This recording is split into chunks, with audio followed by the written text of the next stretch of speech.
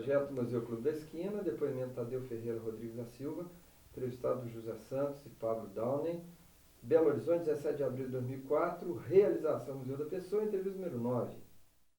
Tadeu, boa tarde. Boa tarde. Queria começar então a entrevista perguntando seu nome completo, data e local de nascimento. Meu nome é Tadeu Ferreira Rodrigues da Silva. Eu nasci por um acidente de percurso no estado do Rio de Janeiro, na cidade de Barra Mansa, em junho de 53. Por que foi um acidente de percurso? Meu pai trabalhava no Grupo Votorantim e nesse período ele foi transferido para Barra Mansa. Mas logo depois nós fomos para Bahia, em Santo Amaro da Purificação, moramos lá 2 anos e meio, na terra do Caetano, e voltamos para Minas em 60. Eu me considero um tremendo mineiro, com certeza. E os seus irmãos são mineiros também? Não, lá nós temos eu tenho um irmão mais velho paulista, 6 fluminense, 1 baiana e 3 mineiros.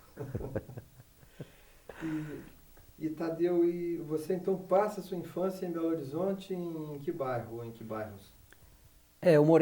Quando nós viemos, eu morei no interior, no município de Ouro Preto, na siderúrgica, a antiga usina UIG, em Miguel Burnier. E vim para Belo Horizonte em final de 63, eu vim para Belo Horizonte para estudar. Aí morava em pensão, junto com 2 irmãos mais velhos, né? E daí tive uma vida, vamos dizer assim, de rua, né? Sem pai, sem mãe para vigiar e, de certa forma, um garoto no meio de adolescentes, né?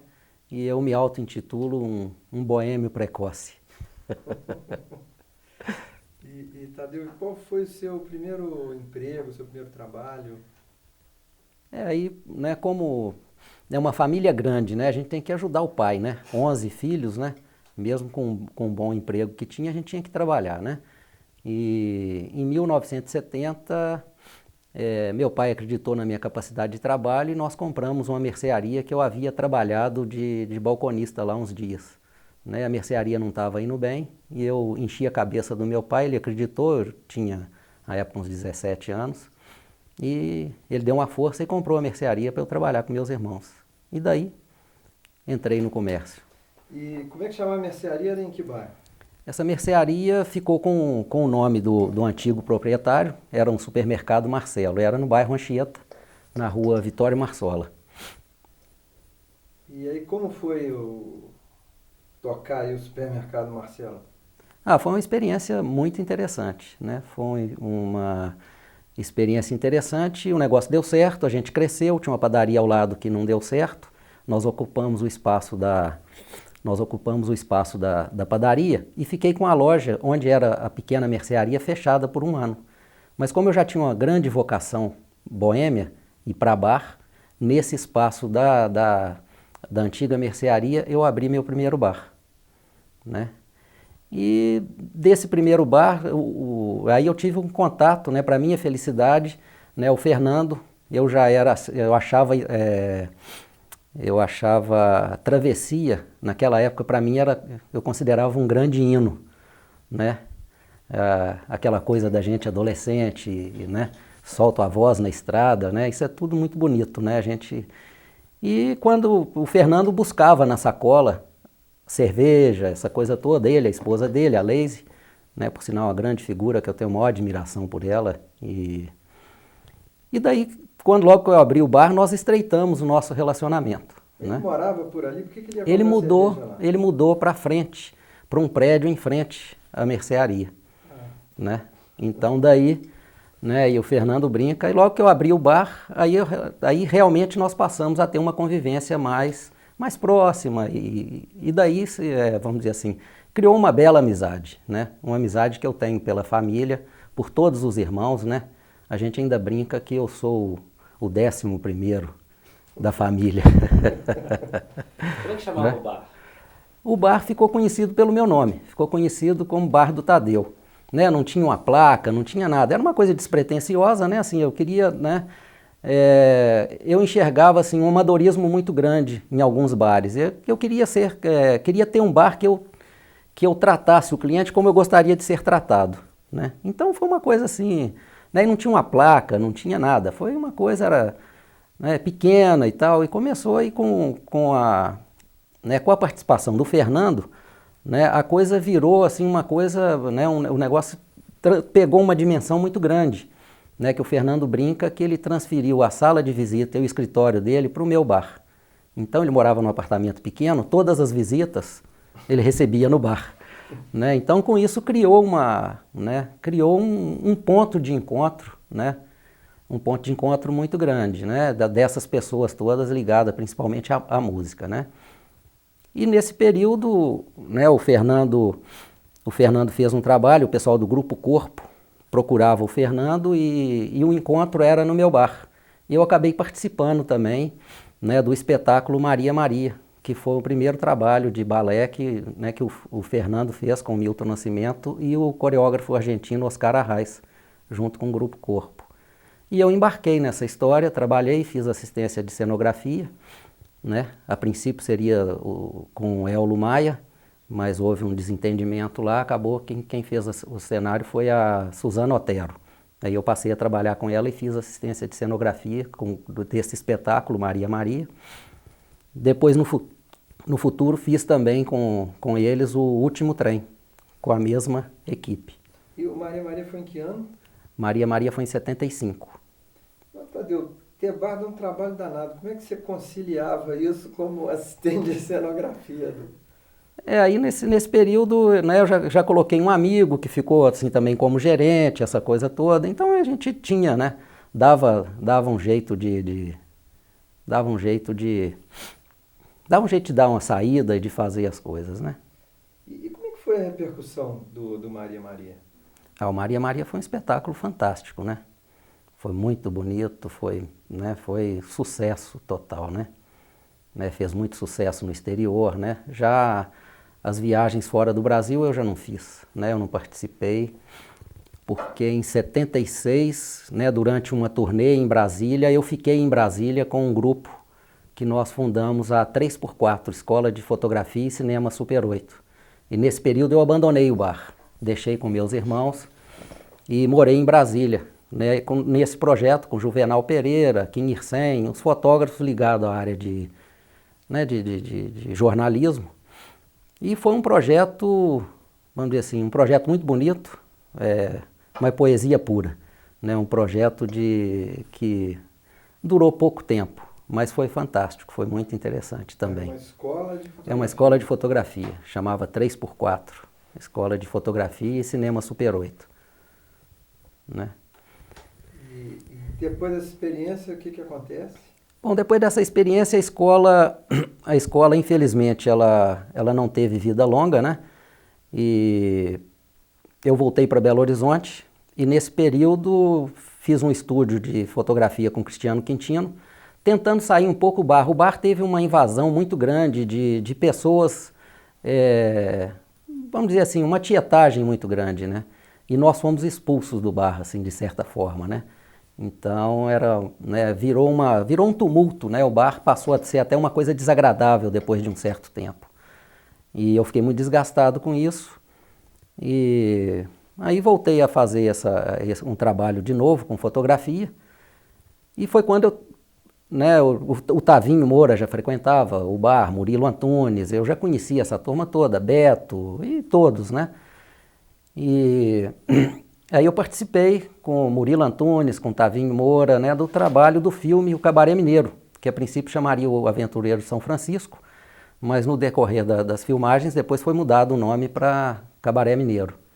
Então vamos falar um pouco mais do Cabaré. O Cabaré era um projeto do Carlos Alberto Prates, né? Do Carlos Alberto Prates, e era um filme, né, muito interessante que se chamaria O Aventureiro de São Francisco. Originalmente seria isso.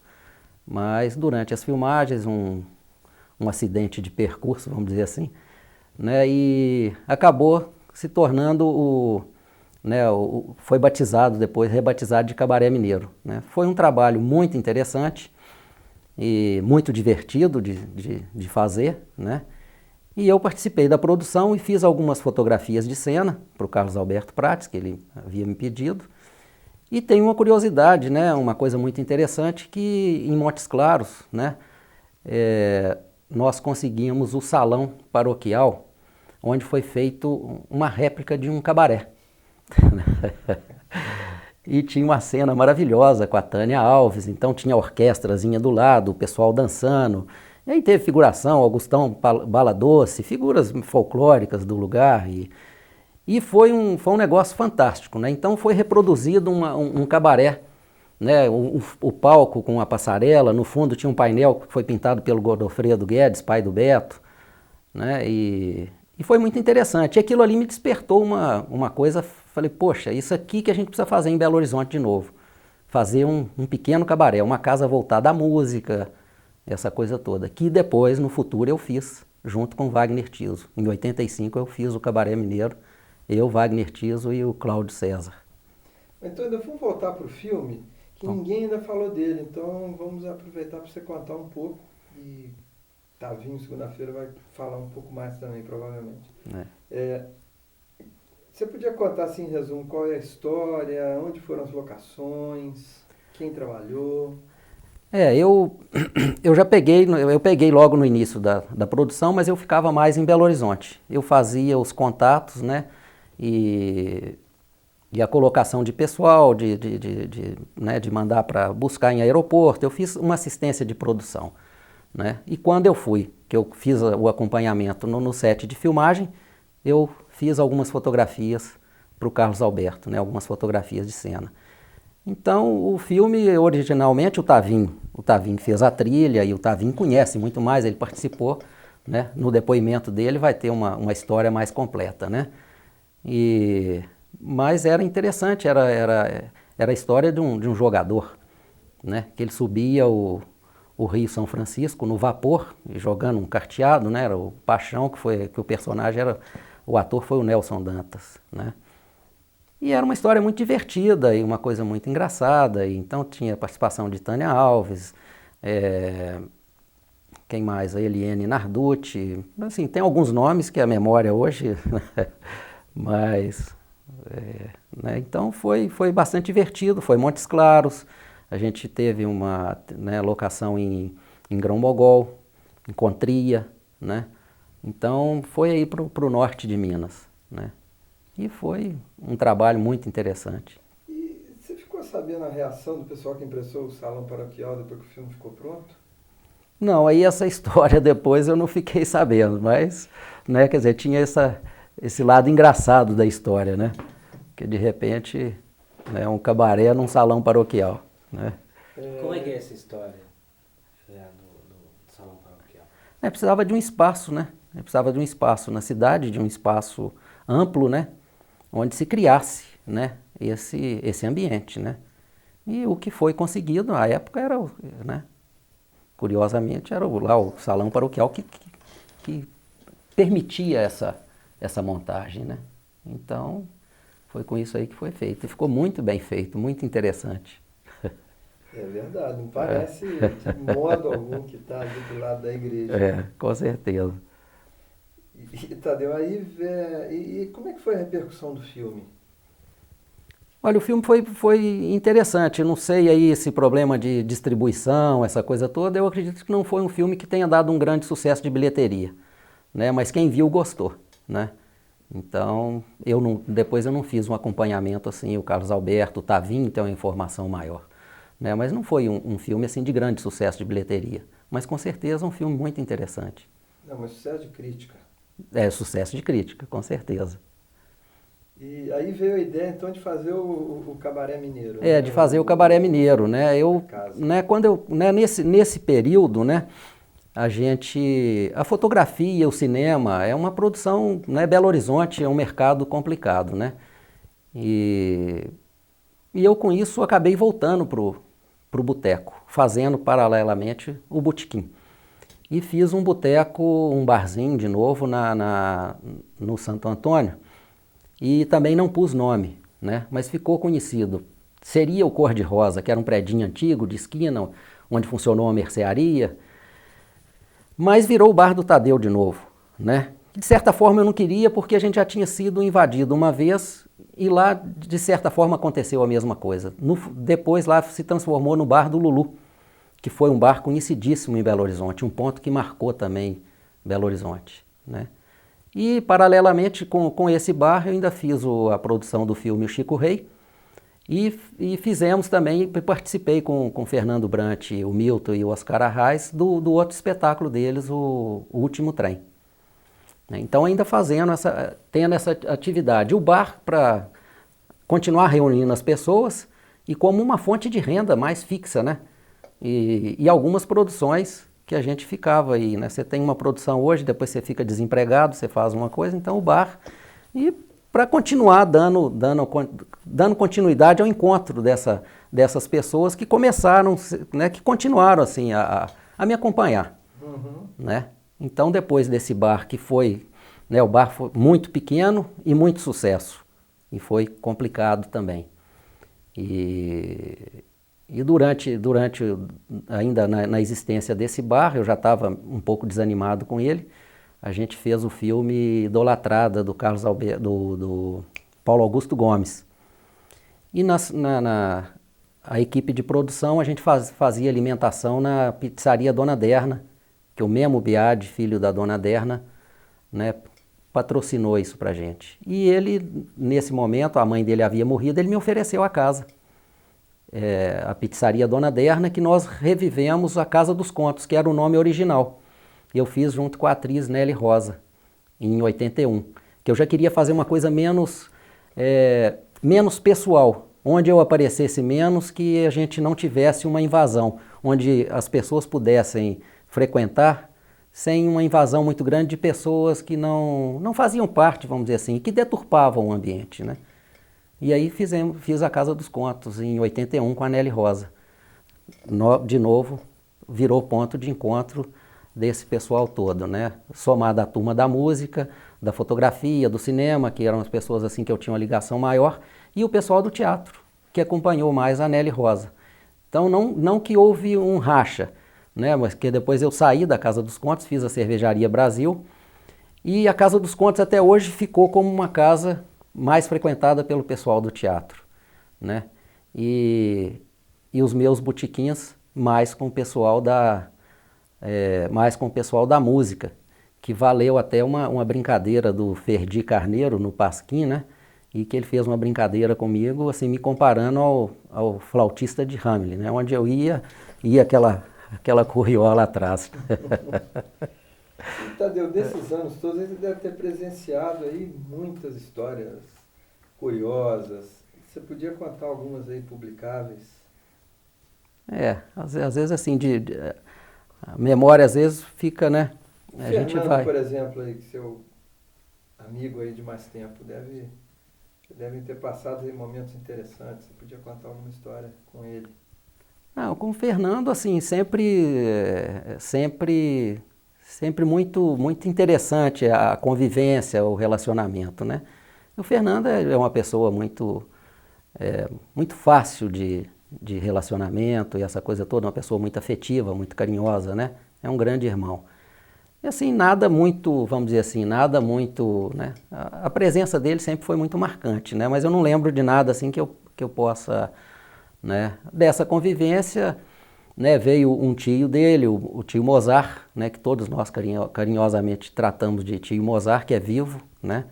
E que era uma figura fantástica, declamava alguns poemas e essa coisa toda, e tinha um poema dele fantástico lá, E a Puta Morreu, né? E eu não lembro totalmente, mas ainda falta, mas eu sei que era, né? Ele às vezes no final da noite ele declamava 2 soldados e 4 velas, velaram a noite inteira por ela, outras putas vieram e perguntaram, para quem ficarão os vestidos dela? Né? Aí passa uma coisa aí que eu perdi da memória, mas sei que termina assim, não houve notícia fúnebre nos jornais e os filhos da puta não souberam. Teve um trecho aí, um deputado mandou flores, não houve notícia fúnebre nos jornais e os filhos da puta não souberam. Então, né, e tem algumas brincadeiras, tem coisas assim, né?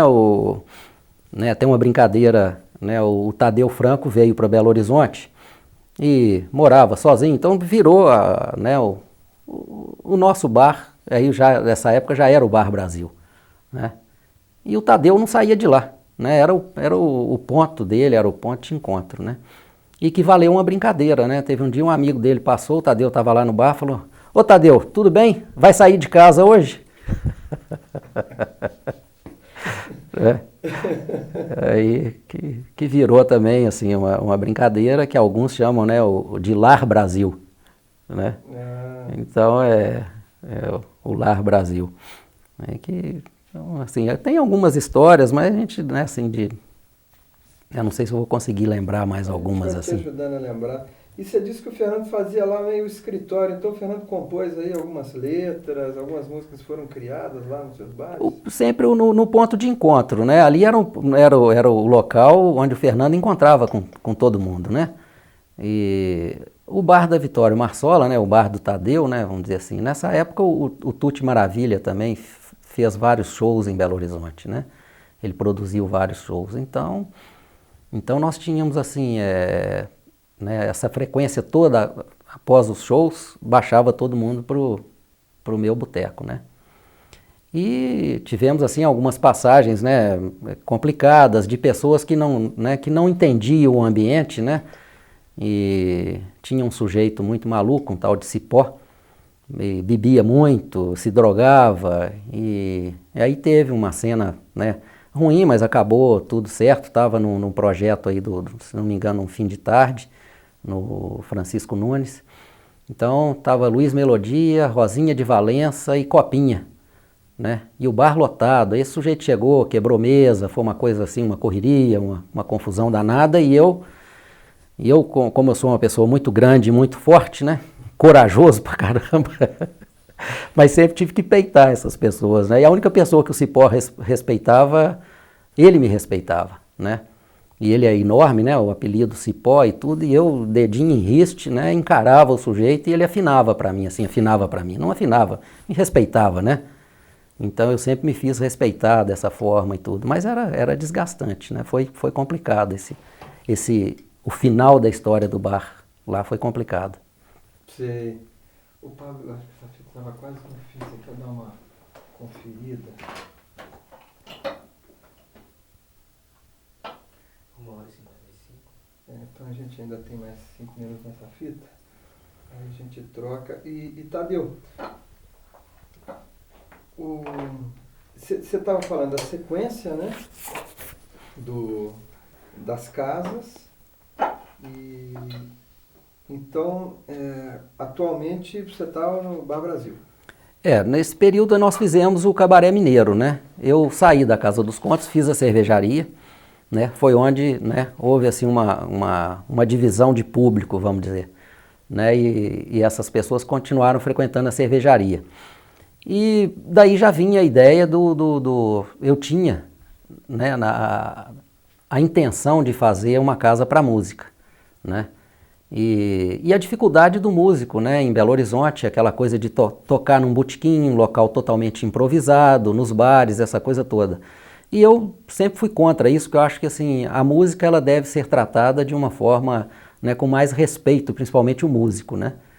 E então eu, né, não que eu não era contra a música em bar, só que eu achava que um bar que eu viesse a fazer, ele deveria ter um tratamento melhor, né? Daí surgiu a ideia antiga, né, né, voltado lá ao filme O Cabaré Mineiro, que deu origem, né, logicamente com a autorização do Carlos Alberto, eu pedi emprestado o nome do filme, né, para a gente criar a casa, né, e fiz junto com o Wagner Tiso em 85, o Wagner Tiso e o Cláudio César, nós criamos o Cabaré Mineiro, que foi uma casa de espetáculos, fizemos assim grandes shows, né, né, marcou uma época em Belo Horizonte também, né.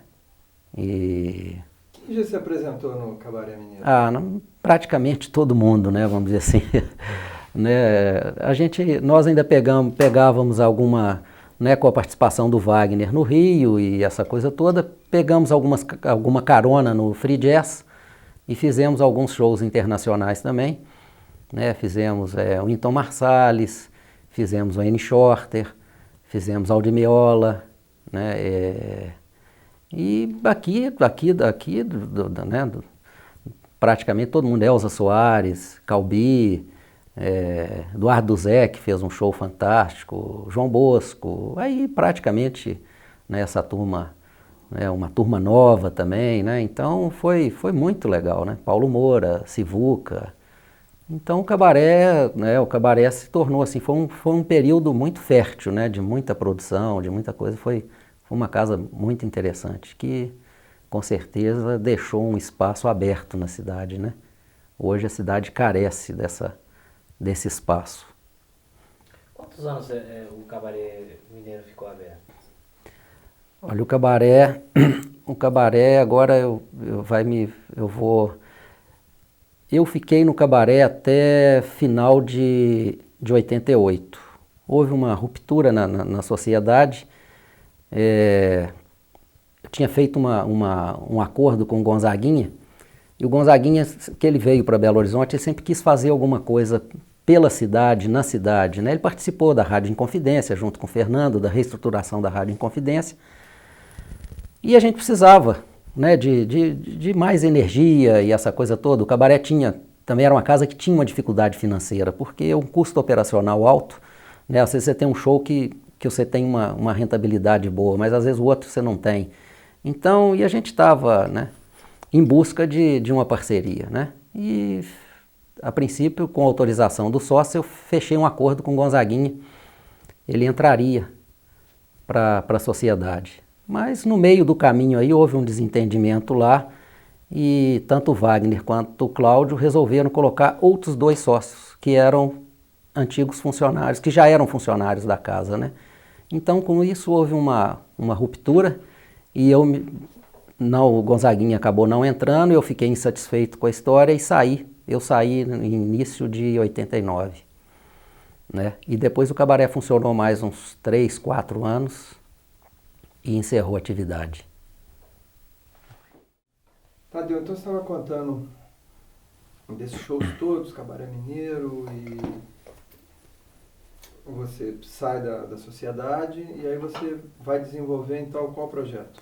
Aí depois que eu saí da sociedade, né, eu tinha a Cervejaria Brasil, né, que continuava como ponto de encontro dessas pessoas, né? A cervejaria é um local muito agradável, né, né, um jardim muito bonito, um quiosque de sapé, e era, né, e ali conviviam todas essas pessoas, né, Paulinho Pedra Azul, essa turma mais nova toda foi chegando, Tadeu Franco, Celso Adolfo, Juarez Moreira, então, né, virou, né, mesmo esse ponto, né. E a cervejaria já existia desde 83 e me ofereceram a esquina, né? Tinha um comércio desativado e a esquina tinha um predinho fantástico, né? Um predinho da década de 20, né? E com a minha saída do cabaré me ofereceram, coincidentemente me ofereceram o ponto da esquina, né? Tinha um comércio fechado e eu achei aquilo ali fantástico para fazer o bar da esquina, né? O bar de esquina, né? E recuperei o prédio, né, era um predinho, né, nós recuperamos um projeto do Milton de Castro, que tinha feito também o projeto da cervejaria e também o projeto do Cabaré Mineiro, né.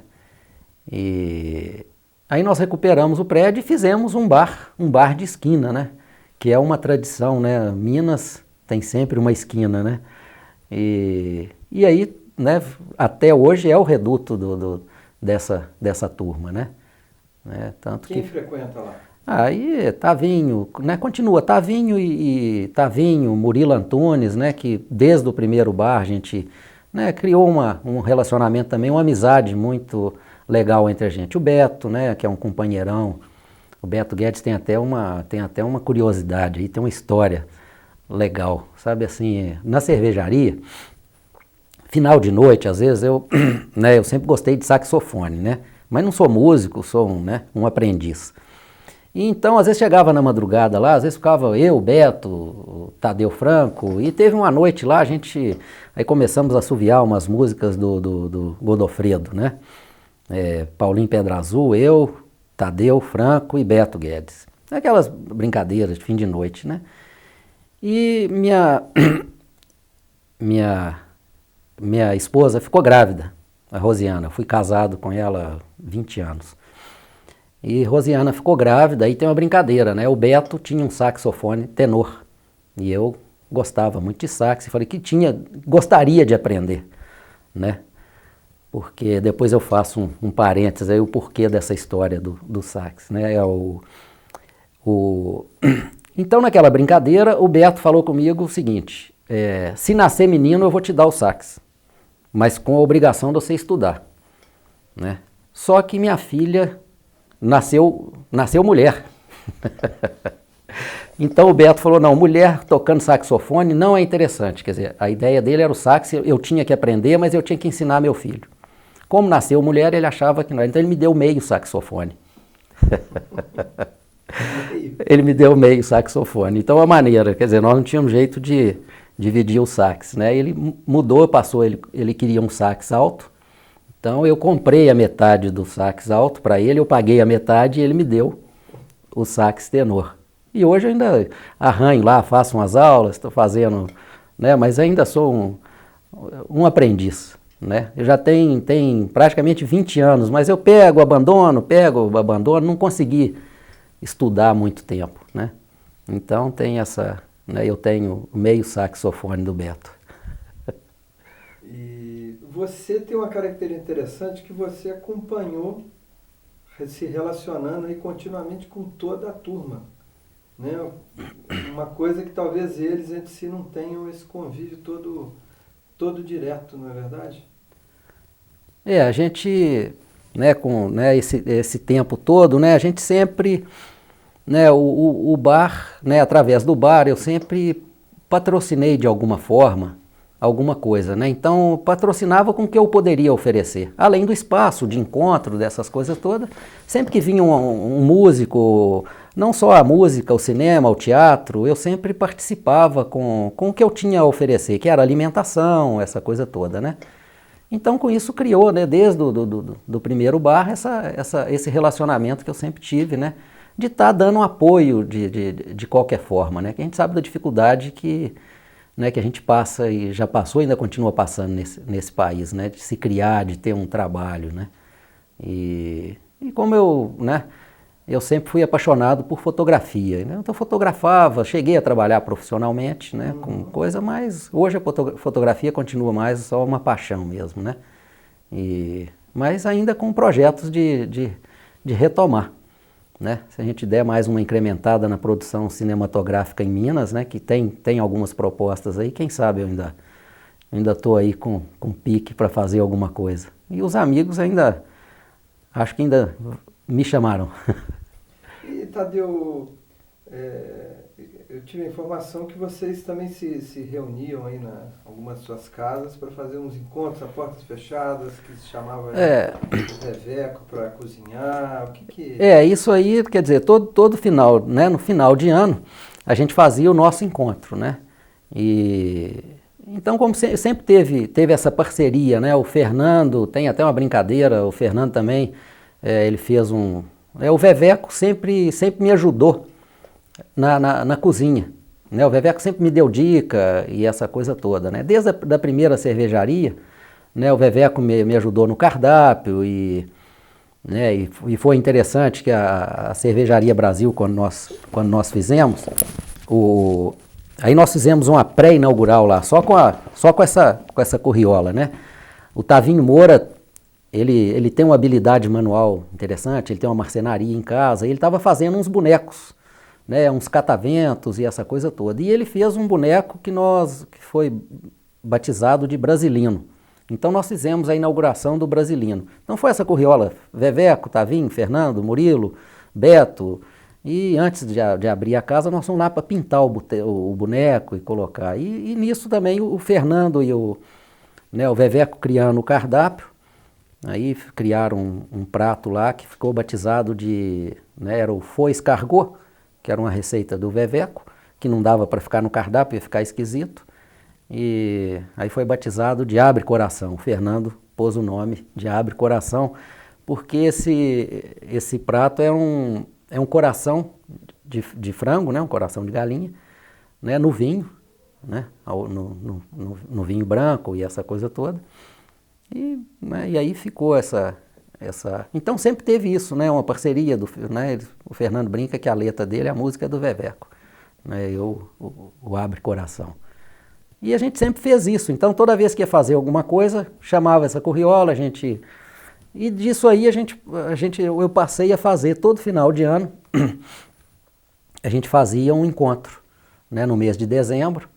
E aí, quer dizer, oficialmente o Veveco, mas aí o Beto participava, tem um amigo nosso que faz parte também há muito tempo, é o Carlos Starling, né, o Pavão, né, e ele também dava seu palpite na cozinha, mexia, Tadeu Franco, e a gente mantinha essa reunião todo ano, né, uma confraternização dessa curriola do boteco.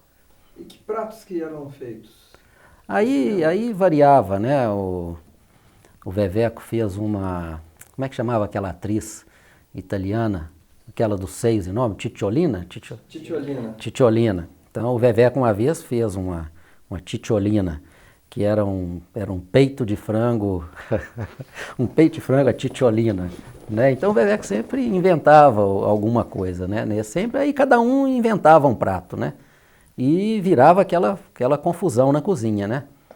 E cada um fazia, sempre alguma coisa com carne de sol, o Tavinho fazia uma coisa, o Murilo dava um palpite, o Beto fazia uma salada, o Tadeu Franco já fez uns pratos também. Então cada um inventava um prato lá e todo ano a gente tinha um prato. E era uma festa fantástica.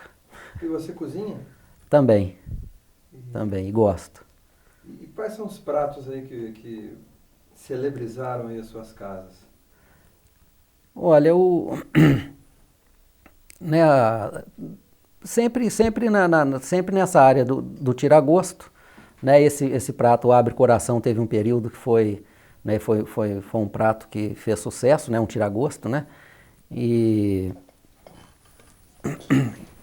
nós tivemos, assim, deixa eu ver se eu lembro, né, tinha um frango recheado na primeira casa, deixa eu ver mais o que, né, o Veveco, uma vez nós fizemos, o Veveco fez aí também um cassoulet, que é uma feijoada com feijão branco, uma coisa mais fina, né, mais magra, também durou um tempo, né, mas depois de muitos anos a cervejaria foi pegando uma vocação mais de restaurante. Eu lancei uma chapa rechô, né, para carne. Então aí ficou uma tradição muito grande como uma casa de carne. A Cervejaria Brasil e o Bar Brasil, eu reservei o espaço, né, porque enfumaçava o ambiente, essa coisa toda, o bar ficou preservado, sem carne. Sem essa carne que defumava os clientes. E Tadeu, vamos falar um pouquinho de cachaças aí. Que grandes cachaças que você teve aí sempre à mão? Nós tínhamos, né, nessa época já com relacionamento com Murilo Antunes, né, algumas cachaças de Pedra Azul, né? Tinha Cantagalo, Gamileira, né, que foram cachaças, né, tinha Faísca, Fagulha, essas são se não me engano, de Teófilo Otoni, e as de Pedra Azul. E já desde essa época as cachaças de Salinas, né? Que hoje, né, Salinas se transformou num grande, né, Salinas quase que se transformou numa marca de cachaça, né? As cachaças do norte de Minas que são aí muito bem aceitas, né? Como a Havana, que faz um sucesso, né, muito grande, tinha Motinha, Claudionor de Januária, né, que era uma cachaça muito boa, Ferreira, foi uma cachaça também, né, que teve um período, depois sumiu do mercado, voltou atualmente a uma boa cachaça de novo, né? Então, deixa eu ver se eu lembro mais alguma aí interessante aí. São várias marcas, né? Mas aí tem... Tadeu, qual é a característica da boa cachaça? Bom, eu não sou um grande conhecedor de cachaça, né? Eu gosto, né? Mas a cachaça, eu acho que ela tem que ser saborosa, suave, né? Aquela que não desce queimando, né? Que tenha um bom cheiro, né? E um paladar interessante, né? Que você sinta, né? Eu tenho, assim... né? Tem alguma cachaça que está ficando com um paladar muito forte da madeira, né? Então acho que isso atrapalha um pouco, né? mas eu prefiro as cachaças mais suaves, né? E a gente hoje tem umas cachaças mais, né, vamos dizer assim, novas, né? Que estão muito bem no mercado, né? Eu posso até citar algumas aí, Central de Minas, a Germana, deixa eu ver uma outra cachaça muito boa, Tabaroa, né? Que são cachaças aí, né? Minas continua, né? Continua produzindo cachaça de muita qualidade, né? Então, é mais ou menos por aí. É um polo cachaceiro. Né? Com certeza, né? Nos dois sentidos, né? E Tadeu, nós estamos chegando no fim da entrevista. Eu queria que você contasse para a gente como você está vendo essa iniciativa de se criar um museu do Clube da Esquina. Eu, né, particularmente, pessoalmente, acho assim a ideia fantástica, né? Porque nada bairrista, né? Mas eu acho que é uma história legal, né? Que marcou uma época, né? E continua, né? Marcou uma época, um movimento musical que marcou uma época. Tem muita história para contar, né? Da família Borges, né? Que, né, eles iniciaram isso aí, né? Da vinda do Milton para Belo Horizonte, o Fernando, essa turma, né? É todo mundo novo, jovem, cheio de energia, com muita poesia, né, com muita vontade de fazer, e eu acho isso fantástico, né, porque, né, tem uma geração mais nova aí que não participou e não conheceu totalmente isso, e então nós estamos aí, né, vocês estão aí preservando isso aí, né, essa história, né, que tem a ver com Belo Horizonte, né, com Santa Teresa, né, e que tem né, com certeza aí né, um marco na música, né, uma coisa muito importante, né. E aí o depoimento, né, nosso, o meu inclusive, está aí, eu fico agradecidíssimo de estar fazendo parte dessa coisa aí. Né, eu entrei vamos dizer assim, eu entrei nessa turma em 74 e quer dizer, daí já não saí mais, né. E acho muito interessante, o que a gente puder contribuir em termos de material, essa coisa toda, vamos fazer, vamos aí. Ótimo. E Tadeu, como é que você sentiu aí essa homenagem a reunião do lançamento do Museu do Clube da Esquina ser justamente no seu bar? Claro que para mim eu fiquei extremamente feliz, né, porque de certa forma é um reconhecimento, né, para mim, veio como um reconhecimento assim, de uma participação que eu tive junto com todos, né, o Murilo Antunes sabe, Tavinho, Beto, essa coisa toda de uma participação assim, né, ali sempre eu sempre procurei dentro do meu espaço, dentro dos botequins que eu criei pela vida, né, de criar um espaço de encontro, né, um ponto de encontro das pessoas, né, e felizmente isso aconteceu, né. Então é como o Fernando o Fernando fez um texto bonito para mim, uma época que eu fiz uma exposição de fotografia, e eu pedi para o Fernando fazer uma coisa para mim, e ele fez lá Bodas de Prata do Bar do Tadeu. E contou uma história muito legal, que eu fiquei assim muito feliz pelo que ele falou toda a verdade da nossa relação e dessa coisa toda.